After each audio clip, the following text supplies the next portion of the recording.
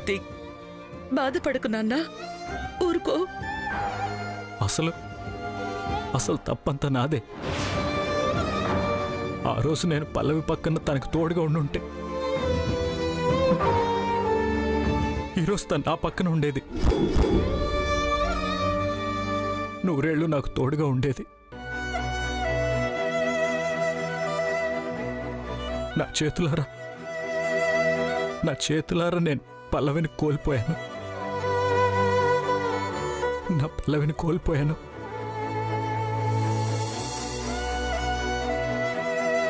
కార్తీక్, ఆ రోజది అనుకోకుండా జరిగిన ప్రమాదం ఆ దేవుడలా రాసి పెట్టాడు. దానికి నువ్వెలా బాధ్యుడు అవుతావు నాన్నా?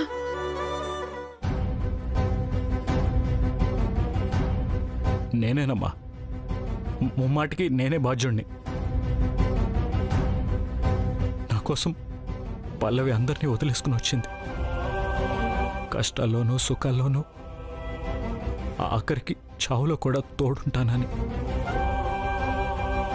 ఆ రోజు పల్లవికి నేను అగ్నిసాక్షిగా ప్రమాణం చేశాను. కానీ నేను ఆ ప్రమాణాన్ని నిలబెట్టుకోలేకపోయాను. ఆ రోజు తను ఒంటరిగా వెళ్ళింది, నన్ను ఒంటరి వాణ్ణి చేసి వెళ్ళిపోయింది. కార్తీక్, నీ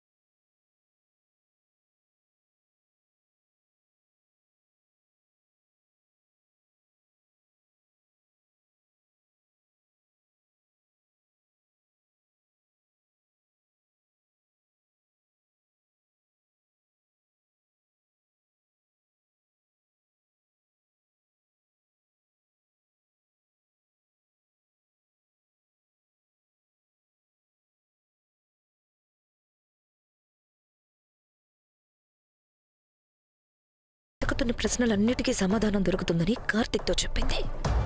కార్తిక్ ఏమో సడన్ గా యాక్సిడెంట్ జరిగిన ప్లేస్ కి తీసుకొచ్చాడు.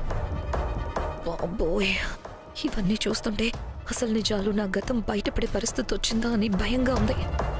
నోనో, ఎట్టి పరిస్థితుల్లోనూ యాక్సిడెంట్ రోజు జరిగిన వాస్తవాలు బయటకు రాకూడదు.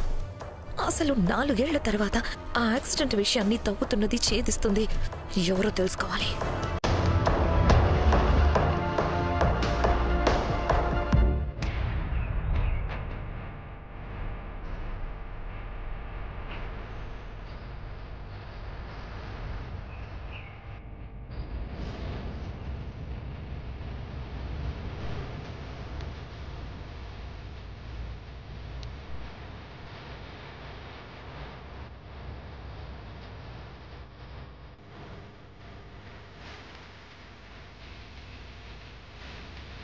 కల్లో కనిపించిన చిక్కుముడులన్నిటికీ సమాధానాలు ఎక్కడి నుంచి మొదలు పెట్టాలి? నక్షత్రపు ఆకారంలో పచ్చబొట్టున్న చెయ్యి ఆ ముగ్గు వేసిన అమ్మాయిదే అయ్యుంటుంది.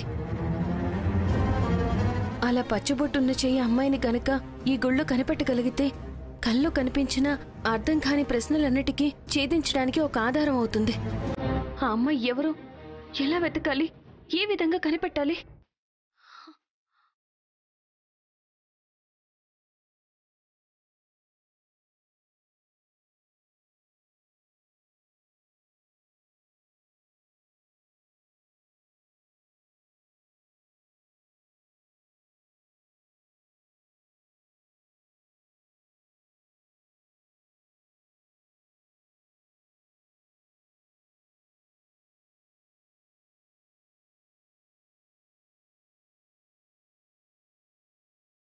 పూజారి గారు, ఏంటమ్మా అంత కంగారు పడుతున్నావు? ఏమైంది? పూజారి గారు, మీరు నాకు సహాయం చేయాలి. అలాగే అమ్మా, తప్పకుండా. ఏం చేయాలో చెప్పండి. పూజారి గారు, అది మరి నా కల్లో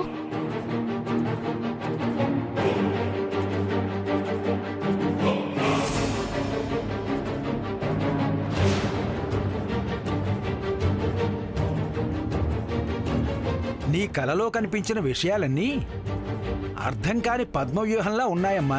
అవును పూజారి గారు, ఆ పద్మ వ్యూహాన్ని ఛేదించాలి. ఏదో ఒక విధంగా ఆ అమ్మాయిని కాపాడాలి. కలలో కనిపించిన అమ్మాయికి ప్రాణహాని కలగకుండా ఉండడం కోసం నువ్వు పడుతున్న ఆరాటంలో అర్థం ఉందమ్మా. కానీ ప్రమాదంలో పడబోతున్న అమ్మాయి ఎవరో తెలుసుకోవడానికి ఓ చిన్న ఆధారం కూడా లేదు కదమ్మా. మరి ఆ అమ్మాయి గురించి ఎలా తెలుసుకుంటావు, ఎలా కాపాడతావు? అందుకు ఒకే ఒక మార్గం ఉంది పూజారి గారు. ఏంటమ్మా ఆ మార్గం?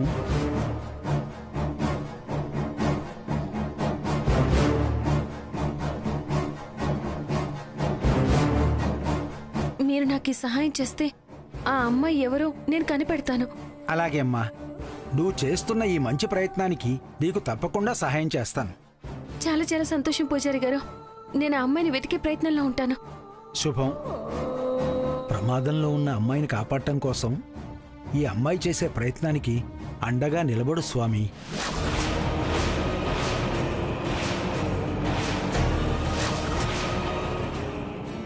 పెన్కుట్టి, స్వామివారి దర్శనం చేసుకున్నాక ఇప్పుడు మనసు కాస్త ప్రశాంతంగా ఉందమ్మా. నీ జీవితంలో తలెత్తిన సమస్యల్ని ఆ స్వామివారే పరిష్కరిస్తారు.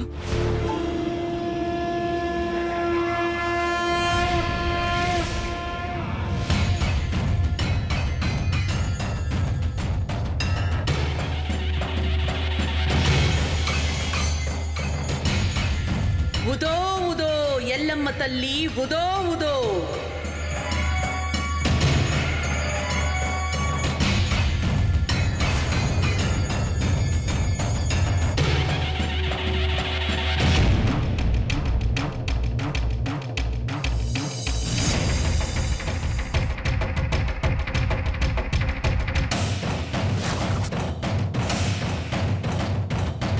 చేసిన పాపాలకి పెట్టిన దీపాలకి సరి అన్నట్టు 4 ఏళ్ల పాపాన్ని పరిహారం చేసుకోవడానికి వచ్చారా?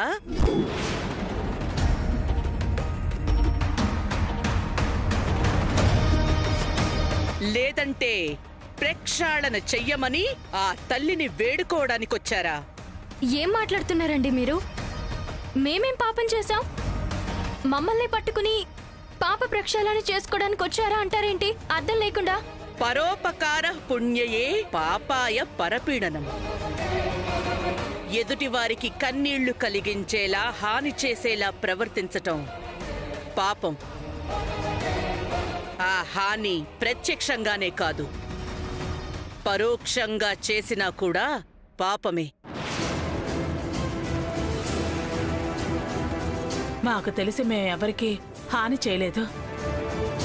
మా కారణంగా ఎవరికీ బాధ కలగలేదు. మరి మీరెందుకిలా అంటున్నారో మాకు అర్థం కావటం లేదు. కారణమయ్యారు. ఒక కుటుంబం కన్నీరు పెట్టుకోవడానికి మీరు కారణమయ్యారు. ఒక కుటుంబానికి తీరని వేదన కలగడానికి, కరిగిపోని బాధని మోయడానికి మీరంతా కారణమయ్యారు.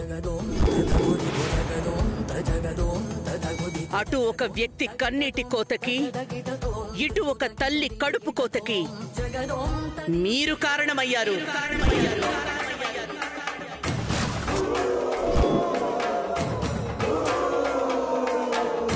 తెలిసి చేసినా తెలియక చేసినా జరిగిన పాపంలో మీరున్నారు.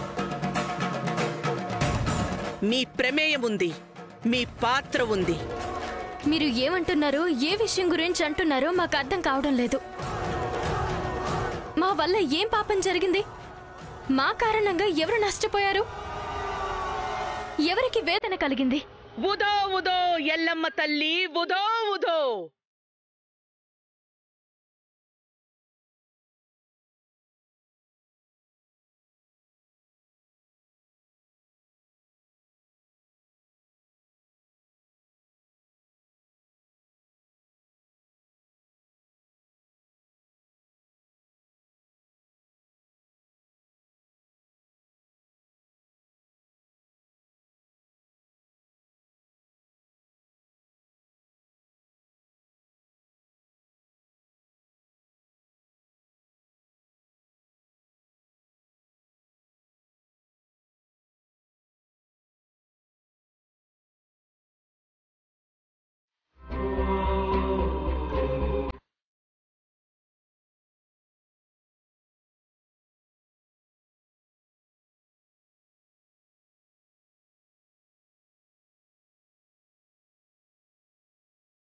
కార్తీక్,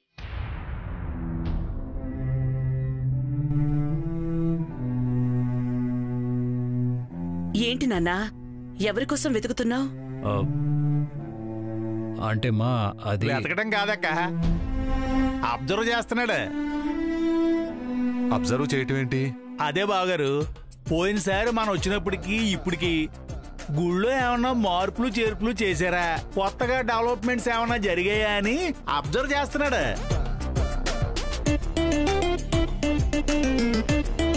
అల్లుడు అంతే కదా. ఎదుటి వాళ్ళ మైండ్లో ఏముందో ఇంత కరెక్ట్గా ఎలా చెప్తున్నావు? నీ బ్రెయిన్ మ్యూజియంలో పెట్టొచ్చు. అదేంటో అల్లుడు, బ్రహ్మం గారికి కాలజ్ఞానం తెలిసినట్టు నాకు ఎదుటి వాళ్ళ మైండ్లో ఏమున్నాయో అలా తెలిసిపోతాయంతే. ఏదో ఈ బుర్రకే ఆ టాలెంట్ తెలివితేటలు అలా కలిసి వచ్చాయి. ఇంకా పదండి, మాట్లాడింది చాలు, మీకు బుర్ర లేదు అంటున్నాడు. మా నేను ఇప్పుడే వస్తాను, మీరు వెళ్ళండి. ఏమైంది నాన్నా? ఏం లేదమ్మా, తెలిసిన వ్యక్తి ఒకరు ఉన్నారు, మాట్లాడి వెంటనే వచ్చేస్తాను. సరే అయితే త్వరగా వచ్చి.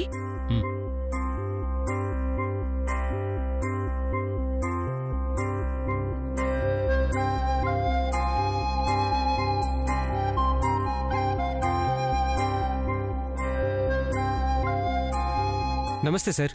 నమస్తే. చూడు, ఇది 1 yearకి ఒకసారి జరిగే కళ్యాణోత్సవం కాబట్టి సెంటిమెంటల్గా ఇక్కడికి చాలామంది భక్తులు వస్తారు. నా అంచనా ప్రకారం ఆ రోజు నా భార్యకు చావుకి కారణమైన అమ్మాయి కూడా ఇక్కడికి వచ్చే అవకాశం ఉంది.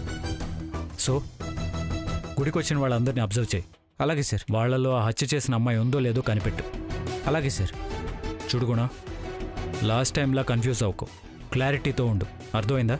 లాస్ట్ టైం అంటే ఏదో చిన్న పొరపాటు జరిగింది, ఈసారి జరగదు సార్. సరే వెళ్ళు, అలర్ట్గా ఉండు, మిస్ అవ్వకూడదు. అలాగే సార్.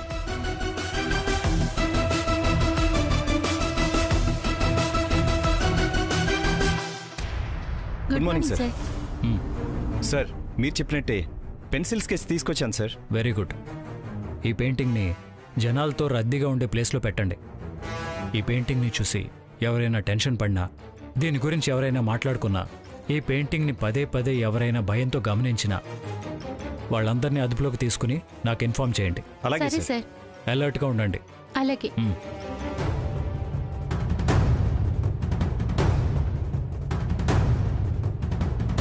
నా భార్యని చంపిన రాక్షసి, ఈ రోజు నువ్వు ఇక్కడికి ఖచ్చితంగా వస్తావని నా 6th సెన్స్ చాలా బలంగా చెప్తుంది. ఈ రోజు నేను తప్పకుండా పట్టుకొని తీరుతాను. నిన్ను నా నుంచి ఏ శక్తి కాపాడలేదు.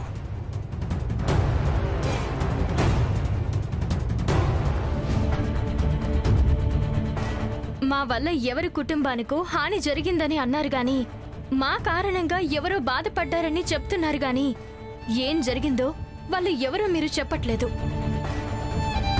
చెప్పండి, అసలు ఏం జరిగింది? మాకు తెలిసి మేము ఎవరికీ హాని చేయలేదు. మరి మా కారణంగా బాధపడుతున్న వాళ్ళెవరు? మీరిప్పుడు చెయ్యాల్సింది, ఏ కన్న తల్లి కడుపు కోతకి గురయిందో, ఏ కుటుంబం బాధ అనుభవిస్తోందో తెలుసుకోవడం కాదు, వాటన్నింటినీ దూరం చేసే ప్రక్షాళన.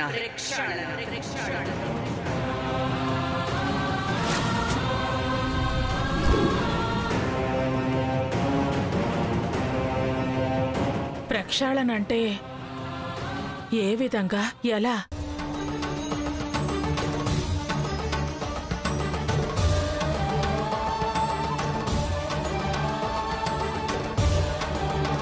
మంగళకరమైన శుభసూచికానికి ప్రతీకైన ఈ పసుపు చీరని ధరించు.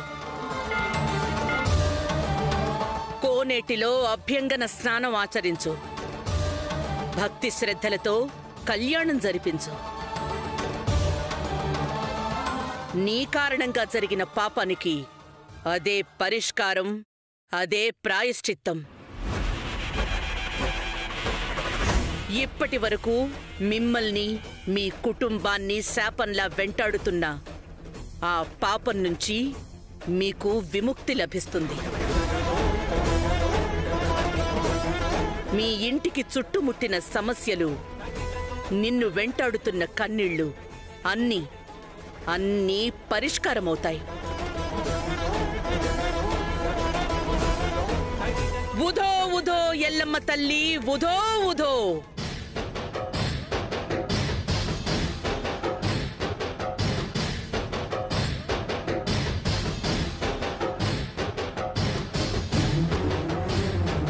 ఉదో ఉదో ఎల్లమ్మ తల్లి ఉదో ఉదో. పెన్కుటి, ఎందుకో ఆవిడ చెప్పినవన్నీ నమ్మాలనిపిస్తోంది. అందుకే ఆవిడ చెప్పిన ప్రకారం కోనేటిలో స్నానం చేసి స్వామివారికి కళ్యాణం జరిపిద్దామమ్మా. అమ్మా, ఇలాంటివన్నీ మూఢనమ్మకాలు. సైన్స్ ఎంత డెవలప్ అయ్యాక కూడా ఇంకా ఇలాంటి వాళ్ళ మాటల్ని గుడ్డిగా నమ్మడం ఏంటి అర్థం లేకుండా? అవునమ్మా, నాకు కూడా అలాగే అనిపిస్తుంది. మనం ఈ ఊరొచ్చి 5 ఏళ్ళు అవుతుంది. మనం ఎవరో కూడా ఇక్కడ వాళ్ళకి తెలీదు. మరి మన వల్ల ఎవరో బాధపడ్డారని, మన కుటుంబాన్ని సమస్యలు చుట్టుముట్టాయని చెబితే ఎలా నమ్ముతావు? ఏ ఆధారాలతో నమ్ముతావు చెప్పు? నమ్మాలి.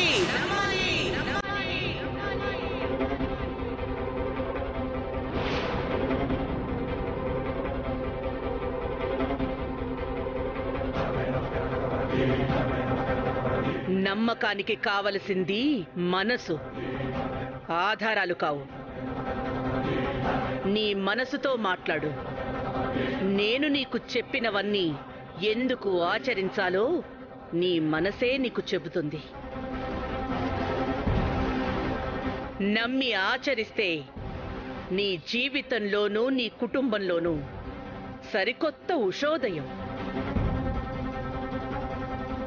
నమ్మలేకపోతే నీ చుట్టూ మళ్ళీ అదే చీకటి, అదే శూన్యం. నమ్మి వెలుగులోకి నడుస్తావో, నమ్మకుండా చీకట్లోనే మగ్గిపోతావో నీ ఇష్టం. అపనమ్మకంతో రాబోతున్న కొత్త భవిష్యత్తుని కోల్పోకు. బతికినంతకాలం బాధపడుతూ బ్రతక్కు. ఉదో ఉదో ఎల్లమ్మ తల్లి ఉదో ఉదో.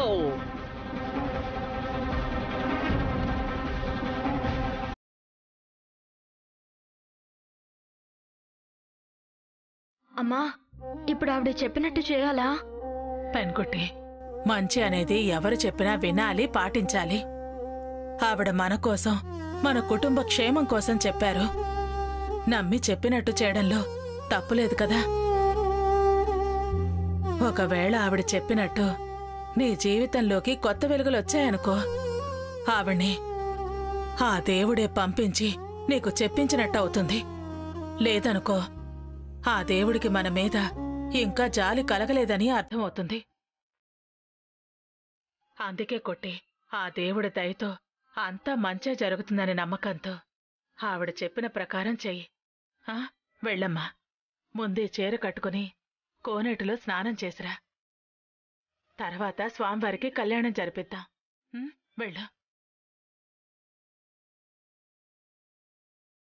ఇంకేం ఆలోచించకొట్టి వెళ్ళు. అమ్మ పూర్ణ, నువ్వు కూడా మీ అక్కతో పాటు కోనేటి దాకా వెళ్ళు. వెళ్ళండి.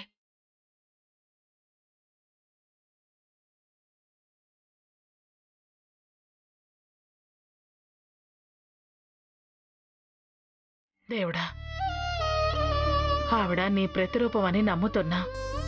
నా కూతురి జీవితంలో నువ్వు ఏదో ఒక మంచి చేయబోతున్నావనే ఆశతో ఉన్నాము.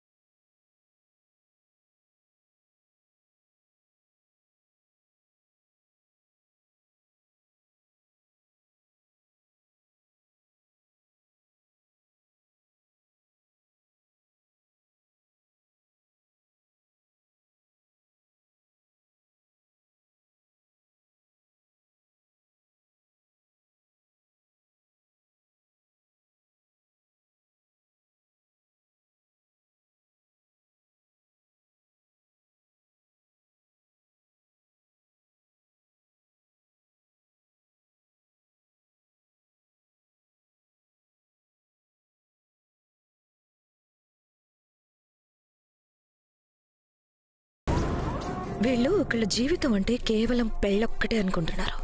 పెళ్లి చేసుకోవడం అంటే సుడిగుండంలో పడిపోవడమే వీళ్ళ పైత్యం.